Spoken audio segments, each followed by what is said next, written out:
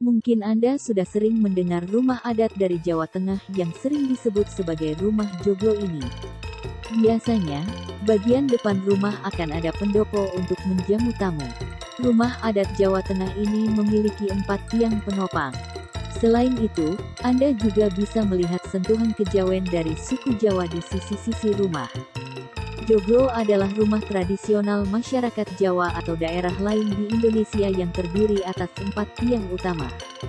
Rumah tradisional Jawa terbagi menjadi 2 bagian, yakni rumah induk dan rumah tambahan. Rumah induk terdiri dari beberapa bagian sebagai berikut. 1. Pendapa, pendopo. Bagian ini terletak di depan rumah. Biasanya digunakan untuk aktivitas formal, seperti pertemuan, tempat pagelaran seni wayang kulit dan tari-tarian, serta upacara adat. Ruang ini menunjukkan sikap akrab dan terbuka, meskipun begitu pendopo seringkali dibuat megah dan berwibawa. 2. Ringgitan. Bagian ini terletak antara pendapa dan rumah dalam Omah Enjero. Selain digunakan untuk jalan masuk, lorong juga kerap digunakan sebagai tempat pertunjukan wayang kulit.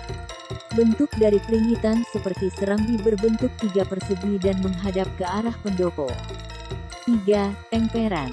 Ini adalah penghubung antara pringgitan dan Omah Enjero. Bisa juga dikatakan sebagai teras depan karena lebarnya sekitar 2 meter.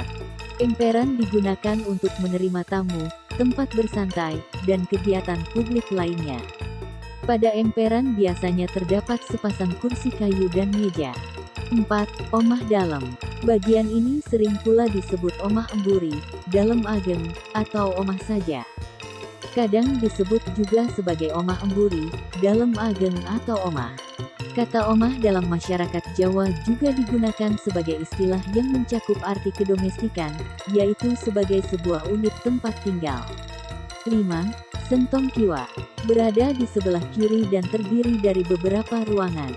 Ada yang berfungsi sebagai kamar tidur, gudang, tempat menyimpan persediaan makanan, dan lain sebagainya. 6. Sentong Tengah. Bagian ini terletak di tengah bagian dalam.